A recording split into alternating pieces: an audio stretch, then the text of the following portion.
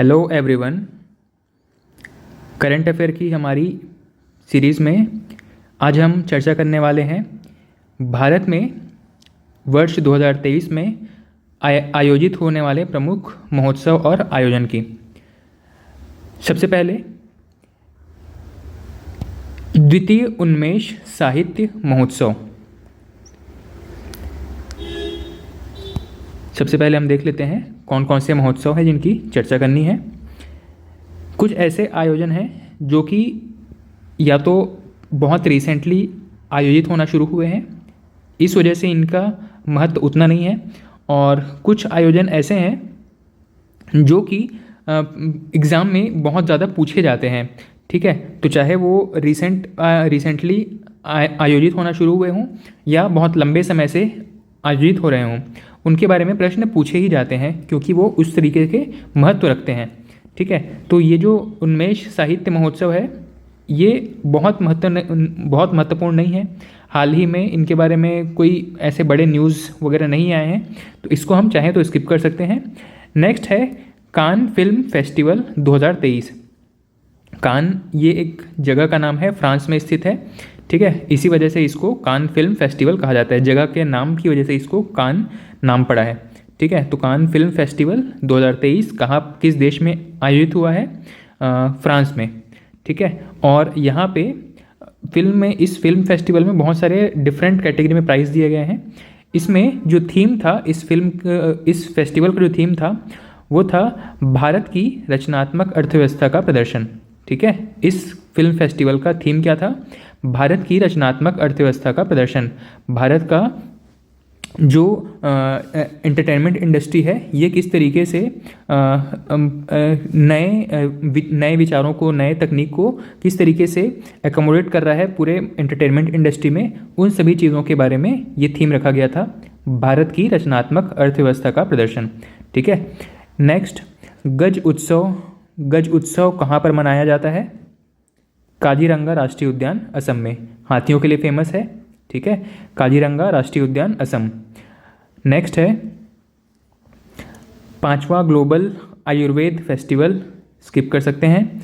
आहार मेला को स्किप कर सकते हैं। नेक्स्ट है भारत अंतर्राष्ट्रीय विज्ञान महोत्सव। एक हमने देखा था साइंस कांग्रेस के नाम से। ठीक है, भारत में दिल्ली में आयोजित होता है इंडियन साइंस कांग्रेस के नाम से। ये है भारत अंतर्राष्ट्रीय विज्ञान महोत्सव।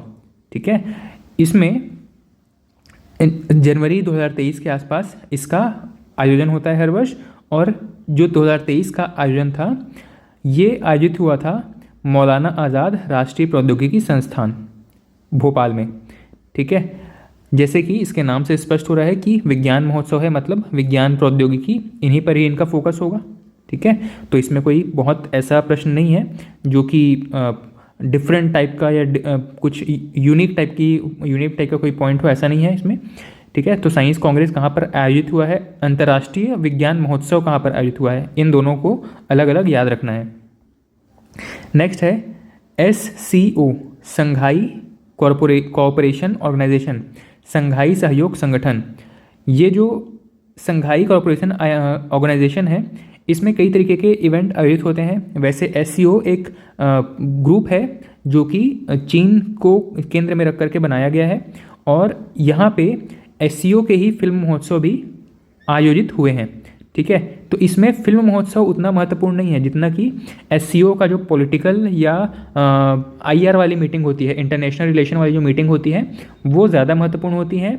SCO का फिल्म महोत्सव उतना महत्वपूर्ण नहीं है। ठीक है, तो लेकिन आप नाम याद रखिएगा, SCO क्या है? संघाई कोऑपरेशन ऑर्गेनाइजेशन। ये चीन को केंद्र में रखकर बनाई गई एक संस्था है।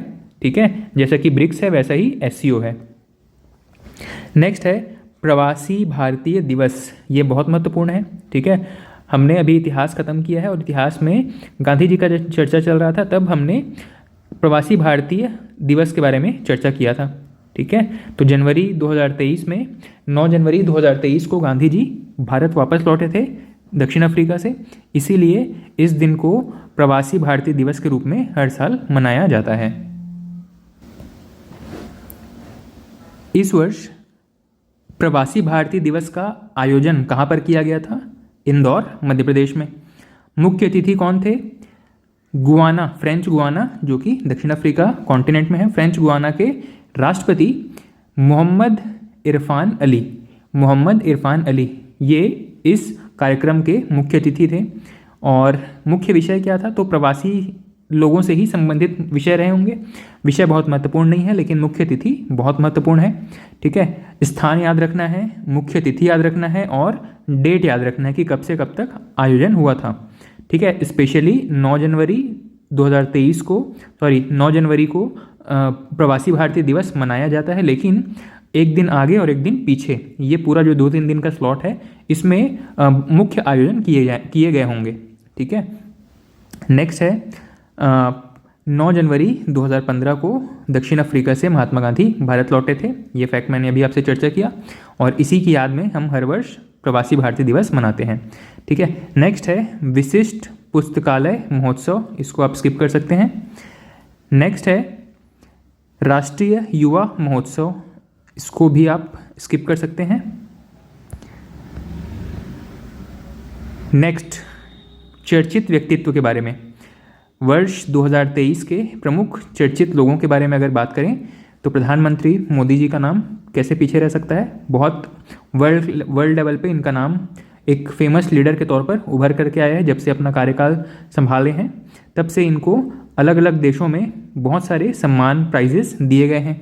जैसे कि प्रधानमंत्री मोदी जी को 2023 में ग्रीस का एक सम्मान है grand cross of the order of honour. France के सम्मान की चर्चा कर चुके थे हम पहले, कहीं पर इसकी चर्चा हुई है, the grand cross of the legion, the grand cross of the legion of honour. मिस्र का जो सर्वोच्च नागरिक सम्मान है ऑर्डर ऑफ नाइल। फिजी का महत्वपूर्ण सर्वोच्च नागरिक सम्मान है companion of the order of Fiji. उसी तरीके से पापुआ न्यू गिनी, यहाँ का जो सर्वोच्च नागरिक पुरस्कार है companion of the order of लोगोहू। ऐसे ही पलाऊ गणराज्य, ठीक है, इसका जो सर्वोच्च नागरिक सम्मान है एबाक्स अवार्ड।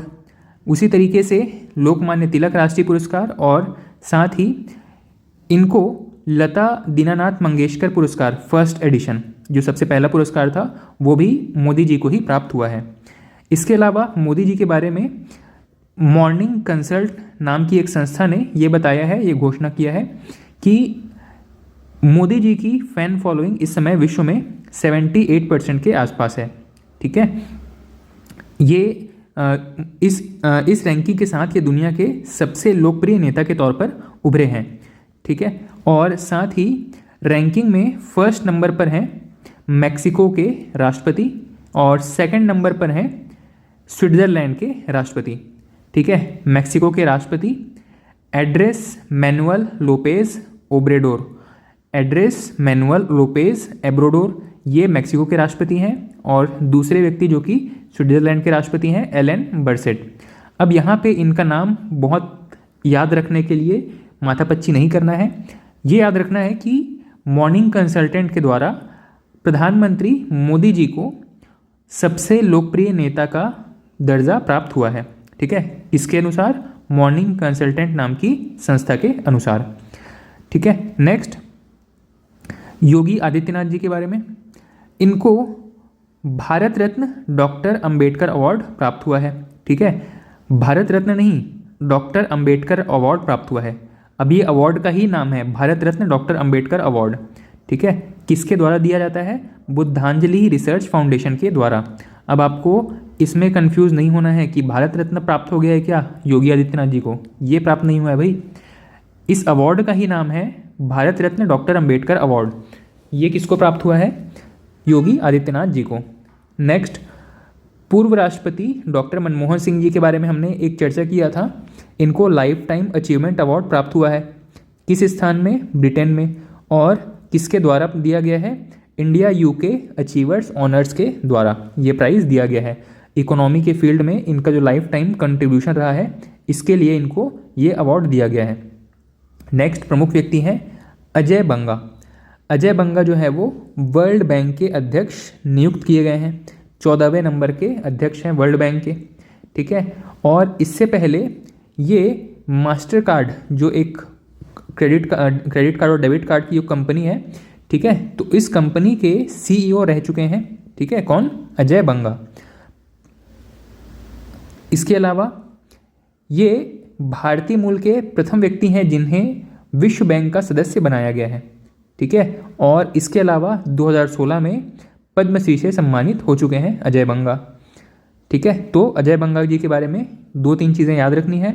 वर्ल्ड बैंक के वर्तमान अध्यक्ष हैं, 14वें नंबर के अध्यक्ष हैं, मास्टर कार्ड के पूर्व सीईओ रह चुके हैं, 2016 में पद्मश्री प्राप्त हुए हैं और विश्व बैंक के सदस्य बनने वाले प्रथम भारतीय मूल के व्यक्ति हैं। नेक्स्ट, अजय वर्मा सिन्हा, इनके बारे में भी हम कहीं पे पढ़ चुके हैं, वहाँ पे सिर्फ हमने जया वर्मा नाम से ही इनको पढ़ा था। तो जया वर्मा सिन्हा जो है वो रेलवे बोर्ड की पहली महिला प्रमुख बनाई गई हैं, ठीक है, और इनका कार्यकाल रहेगा 31 अगस्त 2024 तक। तो सिंपल सा एक 1 लाइनर क्वेश्चन पूछा जाएगा, वर्तमान में रेलवे बोर्ड की प्रमुख कौन है, ठीक है, या ये भी पूछा जा सकता है कि रेलवे बोर्ड की पहली महिला प्रमुख कौन है, तो जया वर्मा सिन्हा। नेक्स्ट, वहीदा रहमान।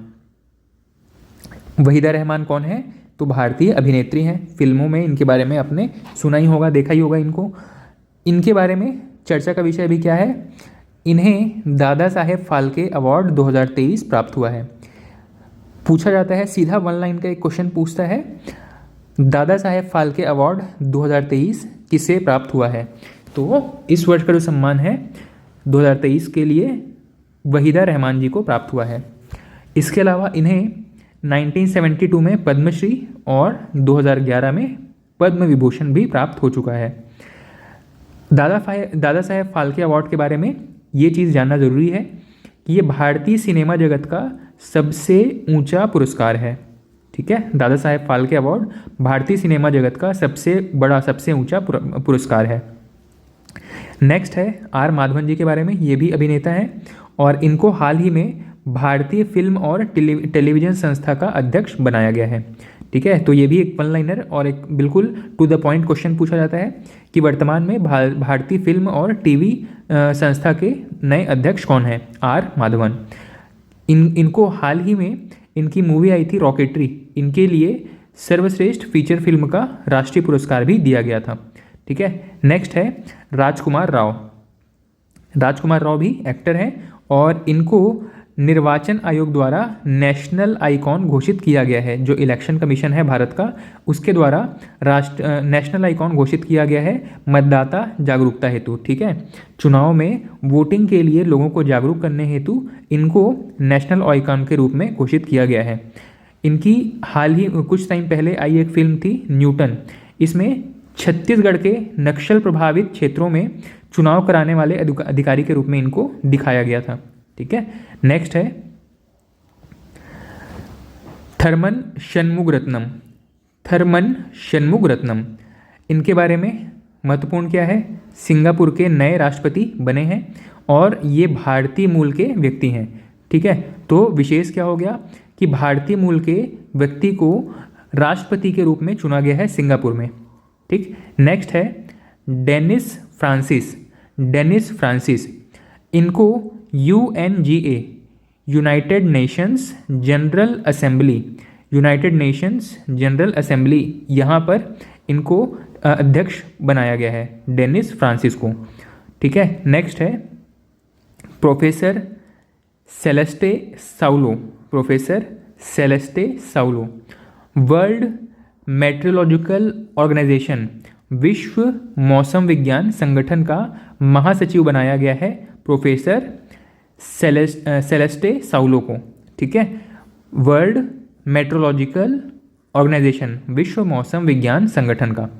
इसके बाद में विशेष क्या चीज़ है? इस संगठन की प्रथम महिला महासचिव नियुक्त होने का गौरव प्राप्त हुआ है किसको? सेलेस्टे साउलो को। Next COP 28। कोप का मतलब है कॉन्फ्रेंस ऑफ पार्टीज़, अलग अलग पार्टीज़ की मीटिंग, कॉन्फ्रेंस ऑफ पार्टीज़। यहाँ पे सलाहकार समितियों में दो भारतीय सदस्यों को शामिल किया गया है COP 28 में, ठीक है। ये जो COP 28 है, कॉन्फ्रेंस ऑफ पार्टीज़ है, इसमें भारत के मुकेश अंबानी जी को शामिल किया गया है और सुनीता नारायण जी को शामिल किया गया है। कोप 28 किस चीज़ के बारे में डील करता है? यह पर्यावरण प्रोटेक्शन, इन्वायरमेंट प्रोटेक्शन या पर्यावरण संरक्षण से संबंधित एक संस्था है। ठीक है, कोप 28। अब यहाँ पे मुकेश अंबानी और सुनीता नारायण जी शामिल हैं और इसका जो आयोजन है, कोप 28 जो आयोजन है दुबई में एक्सपो सिटी में आयोजित किया गया था। ठीक है, दुबई के एक्सपो सिटी में इसको आयोजित किया गया था। ठीक है, कोप 28 किससे संबंधित है? पर्यावरण से संबंधित संस्था है, कॉन्फ्रेंस ऑफ पार्टीज। नेक्स्ट, सऊदी अरब में पहली महिला अंतरिक्ष यात्री, इनका नाम क्या है? रेना बरनावी। रेना बरनावी जो है वो सऊदी अरब की पहली महिला अंतरिक्ष यात्री है।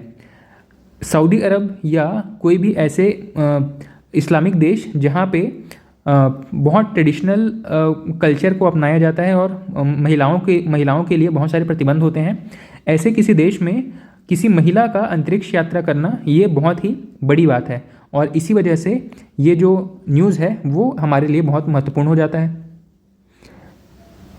ठीक है, तो सऊदी अरब की पहली महिला अंतरिक्ष यात्री रेना बरनावी, इनके बारे में कुछ और बिंदु देख सकते हैं, जैसे कि इंटरनेशनल स्पेस स्टेशन ISS, इस ISS में इनको 10 दिवसीय मिशन पर भेजा जाएगा। किनको? रेना बरनावी को। ये सऊदी अरब की निवासी हैं और सऊदी अरब की राजधानी क्या है? रियाद, और वहाँ की मुद्रा क्या है? रियाल। दोनों शब्दों को याद रखेंगे, सऊदी अरब की राजधानी रियाद और मुद्रा रियाल। नेक्स्ट, सुरेखा यादव, इनके बारे में पुरानी मेरी जो वीडियोज़ होंगी करंट अफेयर की, वहाँ पर भी हमने चर्चा किया हुआ है। सुरेखा यादव ये एशिया की पहली महिला लोको पायलट है। ठीक है, एशिया की पहली महिला लोको पायलट हैं, वंदे भारत एक्सप्रेस का संचालन कर रही हैं। ठीक है, ये महाराष्ट्र की निवासी हैं। इनके बारे में विशेष चीज़ क्या है?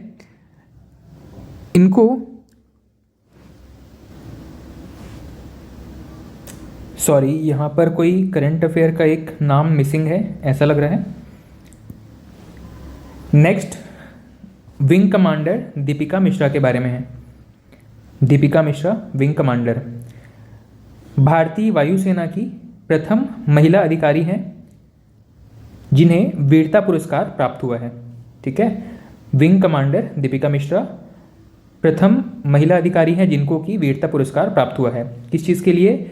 मध्य प्रदेश में बाढ़ राहत अभियान के दौरान अपने समर्पण से कार्य करने के लिए। ठीक है, और नेक्स्ट है अश्विन शेखर।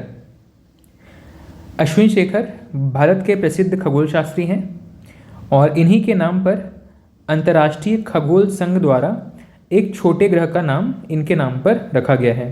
छोटे ग्रह का नामकरण किया गया है इन्हीं के नाम पर, अश्विन शेखर के नाम पर। नेक्स्ट, विश्व के प्रभावशाली 100 व्यक्तियों में कितने भारतीय व्यक्ति हैं, इनकी एक सूची दी गई है। विश्व के प्रभावशाली 100 व्यक्तियों में यहाँ पे इसका घोषणा अप्रैल 2023 में किया गया है और यह घोषणा किया गया है टाइम मैगजीन के द्वारा। अमेरिका का प्रतिष्ठित पत्रिका है टाइम मैगजीन। इसमें भारतीय मूल के 4 लोग शामिल हैं, भारतीय व्यक्ति या भारतीय मूल के, जिसमें कि शाहरुख खान, राजा मौली जो कि मूवी डायरेक्टर हैं, इनके अलावा सलमान रुश्दी और पद्मा लक्ष्मी।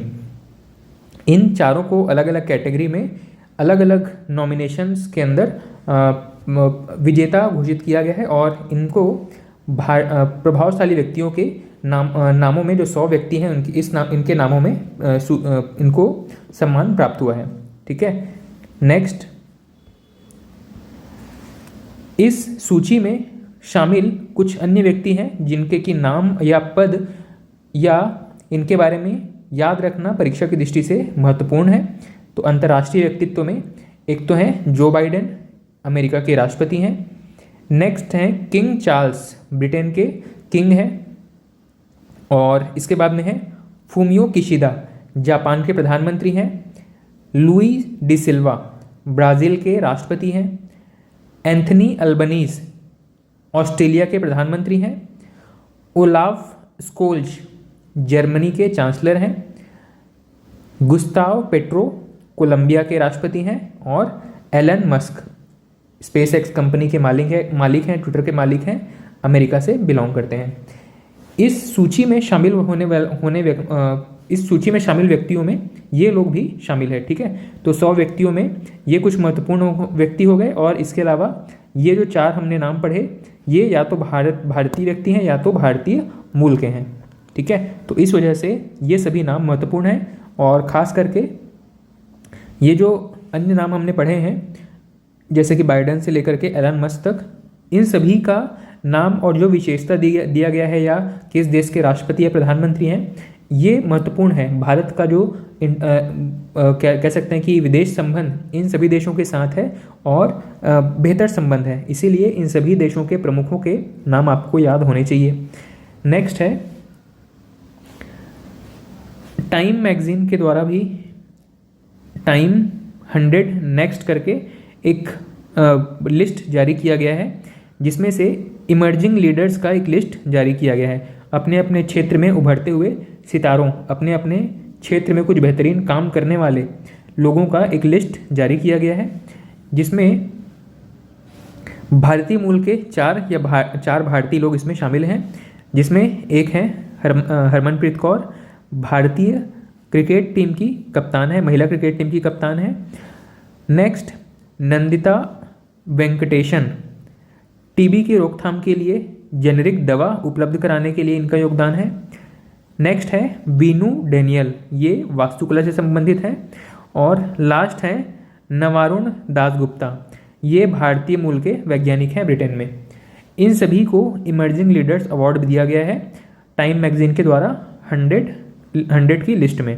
एक तो 100 इन्फ्लुएंशियल पीपल्स का नाम दिया गया है, विश्व के 100 प्रभावशाली लोगों की सूची जारी की गई है, उसमें भी 4 भारतीय शामिल हैं, और इमर्जिंग लीडर्स वाले लिस्ट में भी 4 भारतीय शामिल हैं। नेक्स्ट, परीक्षाओं में प्रीवियस पेपर्स आप देखेंगे तो वहाँ पे आपको कुछ रिपोर्ट्स या इंडेक्स से संबंधित डाटा भी पूछा जाता है। ठीक है, कि फला इंडेक्स किसके द्वारा जारी किया जाता है, इस इंडेक्स के अनुसार भारत की रैंकिंग क्या है, ठीक है, कौन सा देश फर्स्ट रैंकिंग पर है। ऐसे 2-4 कैटेगरी के प्रश्न यहाँ पर पूछे जाते हैं। जैसे कि यहाँ पर एक इंडेक्स जो है वो भारत के द्वारा जारी किया गया है, इसका नाम है इंडिया जस्टिस रिपोर्ट 2022। इसे जारी किया जाता है टाटा ट्रस्ट के द्वारा, और इसमें अलग अलग राज्यों को वहाँ पर किस तरीके की न्याय व्यवस्था है, किस तरीके से लोगों को वहाँ पर जस्टिस कितने कम समय में मिल पा रहा है, इसके बेस पर वहाँ पे रैंकिंग दिया जाता है। और यहाँ पे कर्नाटक फर्स्ट पोजीशन पर है, मतलब कर्नाटक में न्याय व्यवस्था सबसे बेहतर है, मतलब भारत के बाकी राज्यों की तुलना में बेहतर है। और छत्तीसगढ़ का स्थान है 9th नंबर पर है छत्तीसगढ़। फर्स्ट है कर्नाटक, और छत्तीसगढ़ वाले एग्जाम में क्योंकि छत्तीसगढ़ का रैंक पूछा जा सकता है, इसीलिए छत्तीसगढ़ की रैंकिंग याद रखना है 9वां। तो India justice report by Tata trust, Karnataka first, Chhattisgarh 9th। Next है बहुआयामी गरीबी सूचकांक, लेकिन ये नेशनल लेवल पर नहीं है, ये छत्तीसगढ़ की बात हो रही है। इसका घोषणा नीति आयोग के द्वारा किया गया है। हर एक स्टेट में मल्टी डायमेंशनल पॉवर्टी इंडेक्स ये जारी करते हैं, और इसी कैटेगरी में छत्तीसगढ़ की क्या स्थिति है इसके बारे में इन्होंने एक डाटा रिलीज़ किया है, जिसमें ग्रामीण क्षेत्रों में 19.71% गरीबी बताया गया है, और शहरी क्षेत्रों में 4.59% गरीबी बताया गया है। यहाँ पे मल्टी डायमेंशन गरीबी तो हम सभी को पता है, कोई ऐसा व्यक्ति जिसको कि रोटी कपड़ा मकान न मिल पाए, ऐसे व्यक्ति को हम गरीब कहेंगे। लेकिन बहुआयामी गरीब किसको कहेंगे? ऐसा व्यक्ति जिसको कि रोटी कपड़ा मकान तो नहीं मिल रहा है, इसके अलावा इनको एजुकेशन और हेल्थ जैसी चीज़ें भी, जो बेसिक फैसिलिटी हैं, जो बेसिक सर्विसेज हैं, वो भी ये प्राप्त नहीं कर पा रहे हैं। ऐसी सिचुएशन को कहा जाता है मल्टी डायमेंशनल पॉवर्टी। और इस प्रकार की गरीबी झेलने वालों में ग्रामीण क्षेत्रों के जो लोग हैं वो सबसे ज़्यादा हैं, 19.71%, और शहरी क्षेत्र में यह मल्टी डायमेंशनल पॉवर्टी जो है वो 4.59% है। इसके अलावा गरीबी रेखा से नीचे, छत्तीसगढ़ में गरीबी रेखा से नीचे जीवन यापन करने वाले टोटल पॉपुलेशन है 16.37%। ये सारा का सारा डाटा कब रिलीज़ किया गया है? 2023 में। ठीक है, तो नीति आयोग के द्वारा छत्तीसगढ़ बहुआयामी गरीबी सूचकांक 2023 के अनुसार ये सारे के सारे डेटा इंपॉर्टेंट है हमारे लिए। ठीक है, और इस रैंकिंग को बनाने में, ये रैंकिंग डिसाइड करने में टोटल 12 फैक्टर्स पर कैलकुलेशन किया जाता है। ठीक है, 12 अलग अलग फैक्टर में देखा जाता है कि मान लो एक हेल्थ एक फैक्टर हो गया, एजुकेशन एक फैक्टर हो गया, वहाँ पे लाइवलीहुड एक फैक्टर हो गया। ठीक है, लोगों को गवर्नमेंट की जो सर्विसेज है उनका लाभ मिल पा रहा है या नहीं, ये एक फैक्टर हो गया। न्याय व्यवस्था किस तरीके से है, पुलिस व्यवस्था, पुलिस प्रशासन वहाँ पे कितना ठीक से काम कर रही है, ये सभी अलग अलग फैक्टर्स हो सकते हैं। और इन फैक्टर के बेस पर फिर रैंकिंग दिया गया है और उस बेस पर फिर यहाँ पर अलग अलग स्टेट का डेटा जारी किया गया है। ठीक है, नेक्स्ट है वैश्विक भूखमरी सूचकांक, ग्लोबल हंगर इंडेक्स 2023। इसको जारी करने वाली संस्था कौन है? इसको जारी किया जाता है कंसर्न वर्ल्ड वाइड और इनके साथ में है हंगर हिल्फे संगठन। ये दोनों अलग अलग देशों के संगठन हैं। कंसर्न वर्ल्ड वाइड आयरलैंड की संगठन है और हंगर हिल्फे संगठन जो है वो जर्मनी की संस्था है। ये दोनों मिल करके वैश्विक भूखमरी सूचकांक जारी करते हैं और इसमें भारत की रैंकिंग है 111। ठीक है, भारत में भूखमरी की स्थिति थोड़ी खराब है, ये तो हम मान सकते हैं। ठीक है, नेक्स्ट पर्यावरण प्रदर्शन सूचकांक, इन्वायरमेंट परफॉर्मेंस इंडेक्स 2023। इसको जारी किया गया है येल यूनिवर्सिटी अमेरिका और कोलंबिया यूनिवर्सिटी कोलंबिया यूनिवर्सिटी के द्वारा इसको जारी किया गया है डेनमार्क में और भारत का स्थान रहा है 180। ठीक है, मतलब पर्यावरण के क्षेत्र में इंडिया को सबसे लास्ट रैंक मिला है। भारत की स्थिति अगर ये जो रैंकिंग है वाकई में अगर बिना किसी दबाव के और स्वतंत्र रूप से अगर इसका कैलकुलेशन बहुत ठीक तरीके से वैज्ञानिक पद्धति से अगर किया गया है तो भारत की स्थिति वाकई में बहुत ख़राब लग रहा है। यहाँ पे 180 मतलब सबसे लास्ट रैंकिंग पर है। और फर्स्ट, अच्छा मैं डेनमार्क के बारे में शायद एक गलत पॉइंट मैंने बताया कि डेनमार्क जो है वो फर्स्ट पोजीशन पर है। डेनमार्क में घोषित नहीं किया गया है, डेनमार्क फर्स्ट पोजीशन पे है। इसका मतलब है कि डेनमार्क में पर्यावरण की स्थिति बहुत बेहतर है, सबसे बेहतर है। जितने देशों का मतलब 180 देशों का अगर यहाँ पे कैलकुलेशन किया गया है तो डेनमार्क वहाँ पर फर्स्ट पोजीशन पर है और भारत जो है वो 180वें रैंक पर है। ठीक है, नेक्स्ट है आपराधिक देशों की रैंकिंग, कहाँ पर क्राइम कितना ज़्यादा है। इसमें सबसे पहला देश है वेनेजुएला, वेनेजुएला में क्राइम सबसे ज़्यादा है और भारत का स्थान है 77, भारत की रैंकिंग है 77 नंबर। नेक्स्ट है वैश्विक श्रम लचीलापन सूचकांक, वैश्विक श्रम लचीलापन सूचकांक।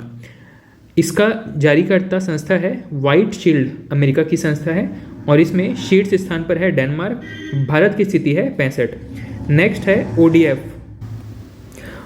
ओडीएफ मतलब ओपन डेफिकेशन फ्री या खुले में शौच मुक्त। इसे जारी किया जाता है भारत में जल शक्ति मंत्रालय के द्वारा। ये महत्वपूर्ण है, ठीक है, मंत्रालय यहाँ पर याद रखना महत्वपूर्ण है क्योंकि ये थोड़ा सा कंफ्यूजिंग पॉइंट है। बात हो रही है स्वच्छता की और जारी करने वाली संस्था है जल शक्ति मंत्रालय। ठीक है, हमें ये भी लग सकता है कि स्वच्छता मंत्रालय के द्वारा जारी किया जाता होगा, लेकिन ऐसा नहीं है। जल शक्ति मंत्रालय के द्वारा ओडीएफ का जो रैंकिंग है वो जारी किया जाता है। शीर्ष स्थान पर कौन है? तेलंगाना। ये एक 100% ओडीएफ फ्री ओडीएफ स्टेट बन गया है। सेकंड है कर्नाटक और तीसरा है तमिलनाडु। साउथ इंडिया के स्टेट जो है वो बेहतर परफॉर्म कर रहे हैं।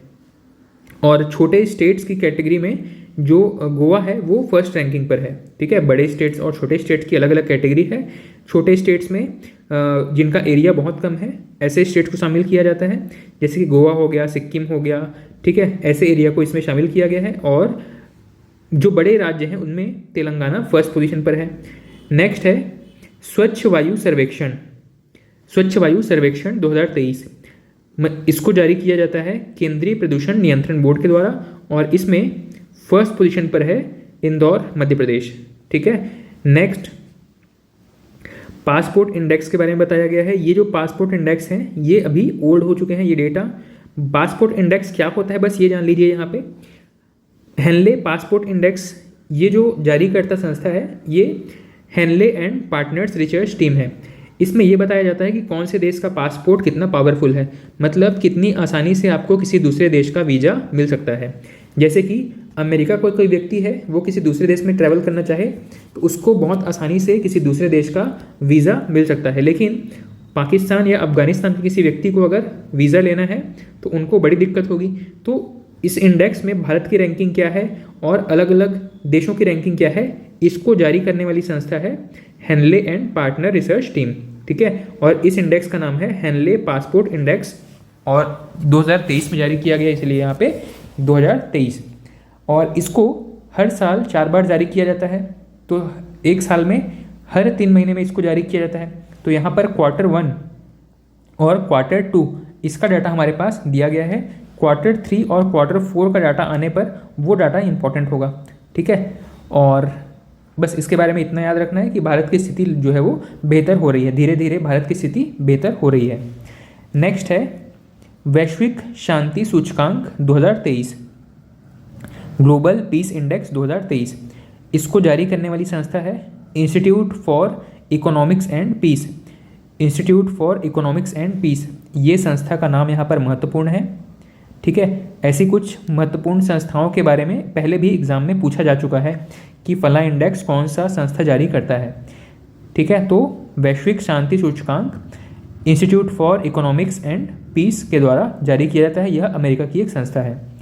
इस रैंकिंग में फर्स्ट पोजीशन पर है आइसलैंड और लास्ट पोजीशन पर है अफगानिस्तान। मतलब अफगानिस्तान में शांति की जो स्थिति है वो बड़ी ख़राब है, वहाँ पर पीस बिल्कुल भी नहीं है।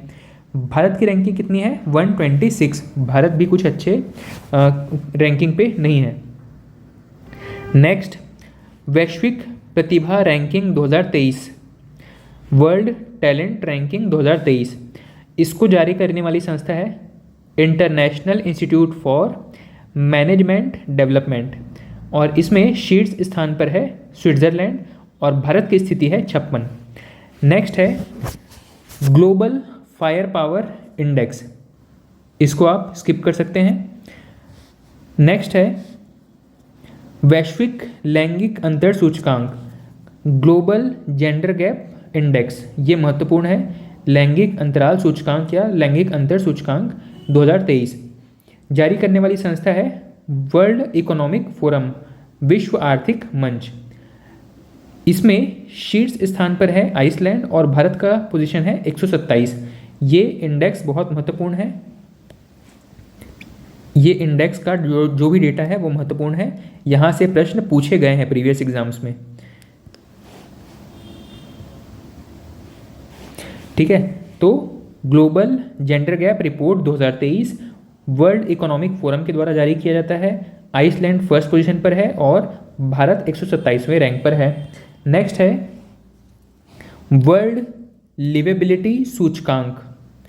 वर्ल्ड लिवेबिलिटी सूचकांक मतलब कौन सा देश रहने के हिसाब से कितना बेहतर है, वहाँ पर सुविधाएं कितनी बेहतर है, इसके लिए एक इंडेक्स जारी किया जाता है। इसको जारी करने वाली संस्था है इकोनॉमिस्ट इंटेलिजेंस यूनिट EIU। ये लंदन बेस्ड एक एजेंसी है जिसके द्वारा यह सूचकांक जारी किया जाता है। इस इंडेक्स के अनुसार विश्व के कुछ प्रमुख शहर जहाँ पे रहना सबसे अच्छा है, ऐसा एक शहर है वियना और एक शहर है ऑस्ट्रिया। वियना और ऑस्ट्रिया यहाँ पर जो लाइफ स्टाइल है, जो रहने का जो कह सकते हैं कि किसी व्यक्ति का जो एक्सपीरियंस है वो सबसे बेहतर है। सबसे अच्छा रहने के लायक जगह है वियना ऑस्ट्रेलिया, सॉरी ऑस्ट्रेलिया नहीं है, ऑस्ट्रिया है, वियना ऑस्ट्रिया। और लास्ट पोजीशन पर है दमिश्क, सीरिया की राजधानी है दमिश्क, ठीक है। मतलब यहाँ पर रहना सबसे ख़राब एक्सपीरियंस है वहाँ के लोगों के लिए। और भारत के शहरों का क्या कंडीशन है, भारतीय शहरों में नई दिल्ली, मुंबई, चेन्नई, बेंगलुरु ये ठीक ठाक कंडीशन में है जहाँ पर रहने लायक हैं, ठीक है। और नेक्स्ट है चुनावी लोकतंत्र सूचकांक, इसको आप स्किप कर सकते हैं।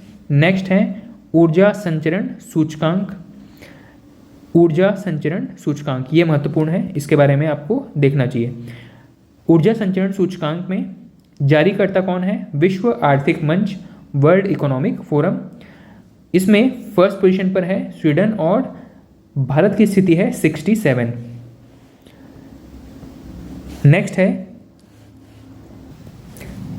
नेक्स्ट है सामुदायिक भावना सूचकांक। सामुदायिक भावना सूचकांक,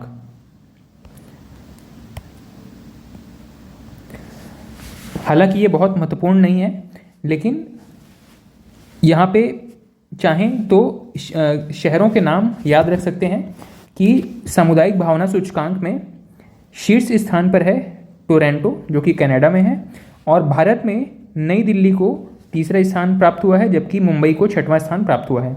ठीक है, शीर्ष स्थान पर टोरंटो है। नेक्स्ट है freedom in the world index. इसको जारी किया जाता है फ्रीडम हाउस अमेरिका के द्वारा, बहुत महत्वपूर्ण नहीं है, इसको स्किप कर सकते हैं। नेक्स्ट है जलवायु परिवर्तन प्रदर्शन सूचकांक। ये अभी तक में सबसे महत्वपूर्ण इंडेक्स है, जलवायु परिवर्तन प्रदर्शन सूचकांक। इसको जारी किया इस इंडेक्स में फर्स्ट पोजीशन पर है डेनमार्क जो है वो चौथे नंबर पर है। यहाँ पर फर्स्ट, सेकंड और थर्ड रैंकिंग खाली है, किसी को भी फर्स्ट, सेकंड, थर्ड रैंकिंग नहीं दिया गया है। ठीक है, और लास्ट पोजीशन पर है ईरान, जबकि भारत का स्थान कितना है? 8वां। जलवायु परिवर्तन प्रदर्शन सूचकांक, जलवायु परिवर्तन को रोकने के लिए कौन सा देश कितना सफल हुआ है, इस बेस पर यह रैंकिंग जारी किया गया है, और इस रैंकिंग में भारत का स्थान कितना है? 8वां। नेक्स्ट है world air quality index. World air quality index, इसमें विश्व के 10 सबसे ज़्यादा प्रदूषित शहरों में भारत के 3 शहर शामिल हैं। एयर क्वालिटी के बारे में यह इंडेक्स है, जिसमें दिल्ली सबसे खराब है, फिर कोलकाता, फिर मुंबई। ठीक है, तो विश्व के 10 सबसे प्रदूषित शहरों में हवा की क्वालिटी के हिसाब से सबसे खराब शहर हैं दिल्ली, कोलकाता और मुंबई। इसके बाद में वैश्विक आतंकवाद सूचकांक, इसको जारी किया जाता है Institute for Economics and Peace के द्वारा। किसके द्वारा जारी किया जाता है? जहाँ जहाँ पे भी हमने मेंशन किया है उसे ज़रूर याद रखना है। Institute for Economics and Peace. 163 देशों में भारत की स्थिति है 13वां, और सबसे ज़्यादा आतंकवाद प्रभावित देश है अफगानिस्तान। ठीक है, तो यहाँ पे भारत की स्थिति भी कुछ खास नहीं है। भारत जो है वो 13वां नंबर पे देश है जो कि आतंकवाद से प्रभावित है। नेक्स्ट है मानव विकास सूचकांक। मानव विकास सूचकांक 2023, भारत का स्थान इस रैंकिंग में 132वें नंबर पर है। ठीक है, ह्यूमन डेवलपमेंट रिपोर्ट 2023 में भारत का जो स्थान है 132वां है। नेक्स्ट बेरोजगारी दर। बेरोजगारी दर के बारे में अगर देखें तो इसे CMIE के द्वारा जारी किया जाता है। CMIE का फुल फॉर्म है centre for monitoring Indian economy. ठीक है, इसके द्वारा बेरोजगारी दर के आंकड़े जारी किए गए हैं। इसमें सबसे ज़्यादा बेरोजगारी बताया गया है हरियाणा में, और सबसे कम बेरोजगारी बताया गया है छत्तीसगढ़ में, और देश में बेरोजगारी की स्थिति बताई गई है 7.8%। ठीक है, मतलब देश के 100 युवाओं में से 7.8 युवा जो हैं वो बेरोजगार हैं। छत्तीसगढ़ में बेरोजगारी लगभग नहीं के बराबर है कह सकते हैं। सरकार के आंकड़ों के अनुसार छत्तीसगढ़ में आबादी 1% से भी कम है, और हरियाणा में सबसे ज़्यादा 26% बेरोजगारी है। नेक्स्ट है भ्रष्टाचार बोध सूचकांक। ये भी एक महत्वपूर्ण सूचकांक है जहाँ से प्रश्न पूछे गए हैं। भ्रष्टाचार बोध सूचकांक, करप्शन परसेप्शन इंडेक्स 2022 के आंकड़े हैं जो कि जनवरी 2023 में जारी किए गए हैं। इसमें करप्शन के हिसाब से सबसे साफ सुथरे देश हैं डेनमार्क, फिनलैंड और न्यूजीलैंड। ठीक है, डेनमार्क सबसे बेहतर कंडीशन में है, और भारत की रैंकिंग है 85। ठीक है, भारत जो है वो 85वें रैंक पर है करप्शन के हिसाब से। नेक्स्ट सबसे भ्रष्ट देश है सोमालिया। सोमालिया की स्थिति सबसे खराब है। इसके बाद में वैश्विक बौद्धिक संपदा सूचकांक, वैश्विक बौद्धिक संपदा सूचकांक 2023, इसको जारी किया गया है अमेरिकी चैम्बर ऑफ कॉमर्स के द्वारा। भारत की स्थिति है 42वां और इसमें टोटल 55 देश शामिल थे। भारत की स्थिति खराब इसलिए है क्योंकि यहाँ पर जो इंटेलेक्चुअल प्रॉपर्टी है, जैसे कि किसी ने कोई किताब लिखा, किसी ने कोई मूवी बनाया, किसी ने कोई सॉन्ग कंपोज किया है, उनको ठीक से प्रोटेक्शन नहीं दिया जा सकता। कॉपीराइट वायलेशन यहाँ पर बहुत ज़्यादा होता है, इसीलिए भारत की स्थिति यहाँ पर खराब है। विश्व बौद्धिक संपदा सूचकांक में यह बताया जाता है कि किस देश में बौद्धिक संपदा या इंटेलेक्चुअल प्रॉपर्टी को कितना बेहतर तरीके से सहेज कर रखा जा सकता है। तो हमारे यहाँ तो आसानी से हर चीज़ की कॉपी अवेलेबल हो जाती है। ठीक है, नेक्स्ट है विश्व खुशहाली रिपोर्ट 2023, इसको जारी किया जाता है संयुक्त राष्ट्र सतत विकास समाधान नेटवर्क के द्वारा। भारत की स्थिति क्या है, 126 और टोटल 137 देश इसमें शामिल थे। तो भारत की स्थिति खुशहाली के मामले में भी कुछ अच्छी नहीं है। सबसे खुशहाल देशों की अगर बात करें तो फिनलैंड सबसे बेहतर है, ठीक है, और सबसे ख़राब कंडीशन है अफ़गानिस्तान की। भारत की स्थिति बहुत अच्छी नहीं है, 137 में से 126वें रैंक पर भारत है। नेक्स्ट है लॉजिस्टिक्स प्रदर्शन सूचकांक।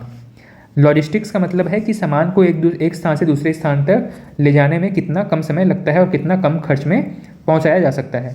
इसे जारी करने वाली संस्था है विश्व बैंक और भारत की स्थिति है यहाँ पर 38, जबकि शीर्ष देशों में सिंगापुर है। सिंगापुर, फिनलैंड और जर्मनी ये टॉप 3 कंट्रीज़ हैं। मतलब यहाँ पर सामान को ट्रांसपोर्ट करने में सबसे कम समय और सबसे कम खर्च लगता है। भारत की स्थिति है 38। 2018 के मुकाबले भारत की स्थिति सुधरी है और धीरे धीरे यह बेहतर हो जाएगी।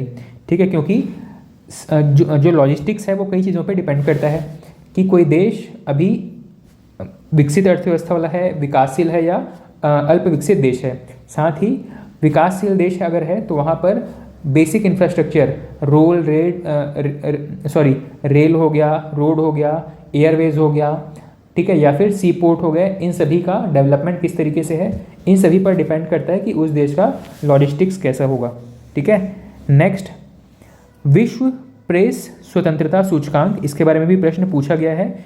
इसको जारी किया जाता है रिपोर्टर्स विदाउट बॉर्डर्स नाम की संस्था के द्वारा। ये बताता है कि किस देश में रिपोर्टिंग या जो प्रेस है वो कितना फ्री होकर के काम कर पा रहा है।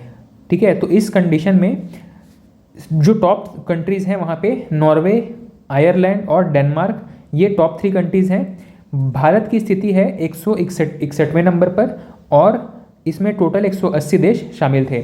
मतलब भारत की स्थिति जो है वो प्रेस स्वतंत्रता के मामले में भी अच्छी नहीं है। इसका मतलब ये है, इस रिपोर्ट में ख़राब कंडीशन होने का मतलब है कि उस देश की सरकार ने वहाँ की प्रेस को बहुत ज़्यादा कंट्रोल किया हुआ है। ख़राब रैंक आने का मतलब है कि प्रेस जो है वो वहाँ पर स्वतंत्र रूप से काम नहीं कर पा रहा है, गवर्नमेंट का इन्फ्लुएंस बहुत ज़्यादा है। जैसे कि वियतनाम हो गया, चीन हो गया, नॉर्थ कोरिया हो गया, इन सभी की जो रैंकिंग है वो एकदम लास्ट में है। इसके अलावा खाद्य सुरक्षा सूचकांक, फूड सिक्योरिटी इंडेक्स, इसको जारी किया जाता है। इसके बारे में हम चर्चा कर चुके हैं। भारतीय खाद्य सुरक्षा मानक प्राधिकरण के द्वारा इसको जारी किया जाता है। विश्व खाद्य सुरक्षा दिवस 7 जून के मौके पर इसको जारी किया गया है। बड़े राज्यों में केरल टॉप पोजीशन पर है, मतलब वहाँ पर खाद्य सुरक्षा की स्थिति सबसे बेहतर है। छोटे राज्यों में गोवा सबसे अच्छी कंडीशन में है और केंद्र शासित प्रदेशों में जम्मू कश्मीर सबसे बेहतर परफॉर्म कर रहा है खाद्य सुरक्षा के मामले में।